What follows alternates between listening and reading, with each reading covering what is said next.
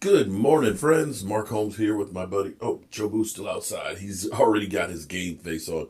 And I got Joe Bear in the house. And as always, I want to thank you guys for watching, commenting, subscribing, and being part of the Joe Boo Sports Report. Without you guys, this literally does not work. Oh my goodness. Let's get open for business here and let's wake up the football gods. Wake up here, guys. Wake up. Man, I literally just had a heart attack this morning. Got up and going through all the news and everything else and getting, my thoughts together for the day. It's game day. We got Cowboys versus the Cardinals, a chance to go 3-3 to get back to 500, get a stranglehold on the division.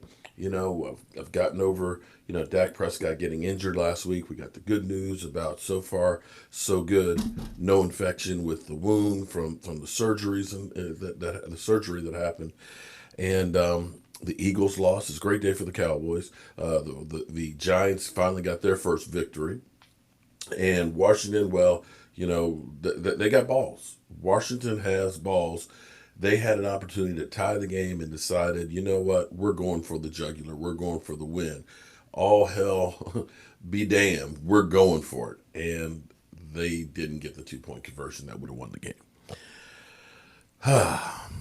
So regardless of what happens tonight with the Cowboys, this is how insane it is. We still are in first place. Goes to show you how bad our division is. It's terrible.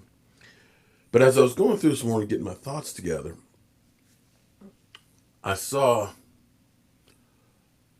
little clip, NFL site here, somebody's speculation on the Atlanta Falcons. Now the Atlanta Falcons have fired their coach and stuff. They got their first win yesterday. Shout out to the Falcons that they didn't blow a big lead. And the article was about possible GM replacements for the Atlanta Falcons. And I was, and you see that possible GM replacements for Atlanta Falcons. And I'm looking at the picture, and the picture on the article has Will Mcclay and Mike McCarthy on it. So, of course, I'm going to click on it, being a Cowboys fan. Now, the way the article went, it wasn't really an article. It was more just kind of like pictures because they had like 20 possible people. But the first on the list was Will Mcclay. The Dallas Cowboys, before 2010, they were like Mavericks when it came to the draft and free agency. They were freewheeling. They were giving away draft picks like they were nobody else's business. We gave away, let's go get Joey Galloway. All we need is a great wide receiver. So let's give him 2 number ones for Joey Galloway. And he ends up being injured. And you looked at it, they didn't learn. Roy Williams, well, we'll give up a number 1 and some other picks for Roy Williams. He'll be the difference maker with T.O., and Tony Romo. We'll do great. And we didn't have the defense to go along with him, and he didn't do much,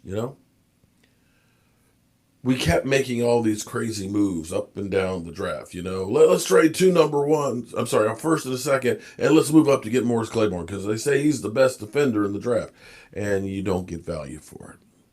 We draft players that have injury histories. They play well when they're not injured, but, a lot of times they're injured. And then Jerry Jones makes Will Mcclay the head of scouting, where he's still head of scouting right now. And I kind of say de facto GM and everything but title. It was Jerry Jones who wanted to get Johnny Manziel. But it was Stephen Jones and Will Mcclay that said, no, let's get Zach Martin.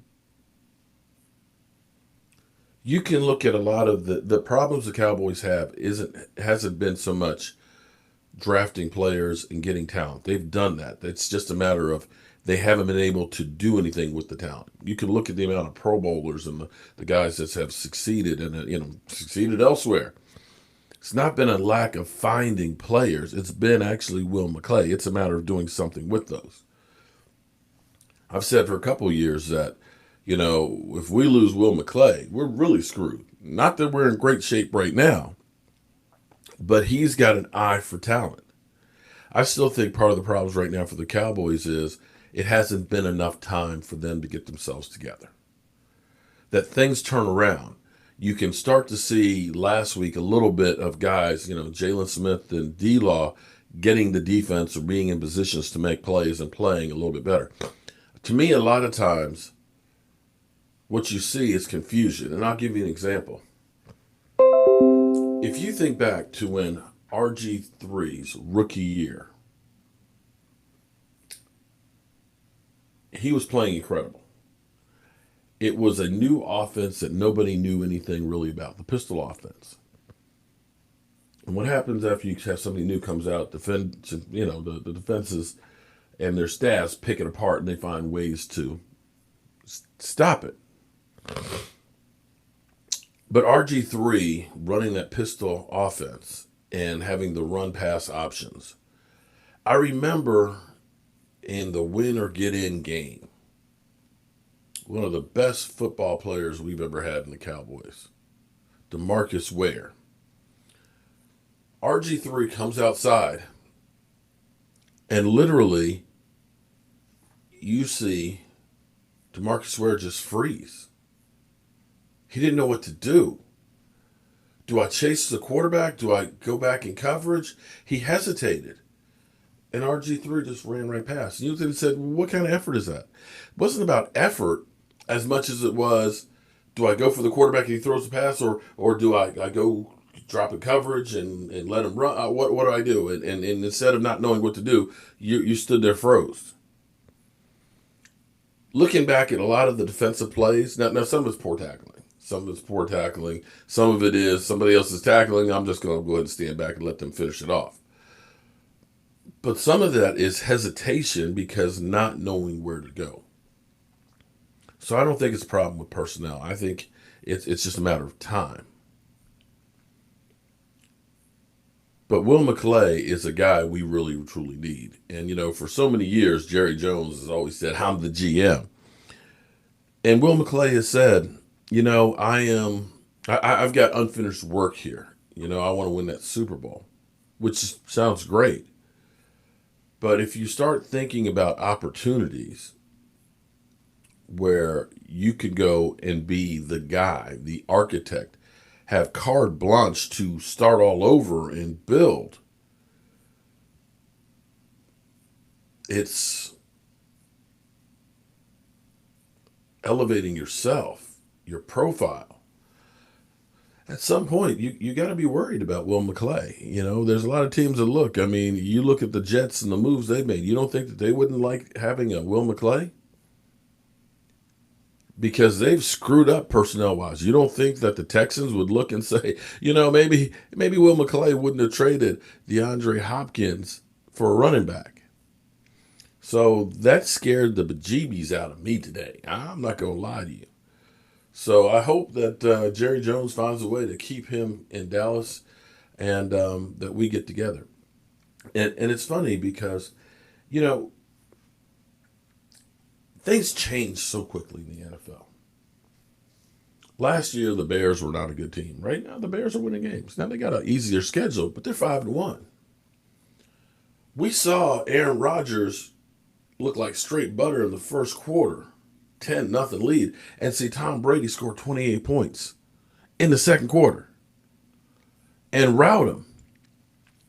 Last week, I remember seeing an article where they were talking about the Rams are the best team in football. We know Seattle's doing good, but the Rams are actually a better team because they got a better defense. That was the premise of the article. We looked at the 49ers where Jimmy Garoppolo was benched last week, and you looked at him and said, boy, do they have the Super Bowl hangover. They're done. They beat the Rams. The Titans were getting their lunch handed to them by the Texans. They come back and win in overtime. They're 5-0. The Steelers let us know that the Cleveland Browns, where everybody was starting to say, the Cleveland team's pretty good, that they really are the doo-doo Browns. And the only thing that we're sure of is the Jets are going to get the number one pick. The Jets are the only team without a win, and they are so bad. I still can't believe that Adam Gase hasn't been fired yet. That was just a bad hire from beginning. How the Jets thought that, well, Adam Gase didn't do anything with the Miami Dolphins. So, yeah, let's make him not only head coach, but we'll make him GM as well. Yeah. So when you look at these things and you look at the Rams being great to losing to the 49ers, the 49ers being bad and then beating the Rams, the Green Bay Packers looking great in the first quarter and then getting routed. That gives me hope for the Dallas Cowboys. It's still a week-to-week league regardless of COVID. Teams' fortunes change in a heartbeat. And who's to say that the Dallas Cowboys don't find their mojo and get on track? And that can start tonight. So we're going to be live streaming probably both games. We'll start out, 5 o'clock. Ooh, it's going to be a long night. With the Kansas City Buffalo game. That's going to be big. And roll right on through. I think we're going to be doing like a pregame with Sky Steele as we get ready for the game. And I will be bringing you any news and updates on the Cowboys. Like I said, I had a heart attack when I saw that article this morning. Let's hope that that was just a clickbait one. I will catch you guys, of course, all day. See you soon.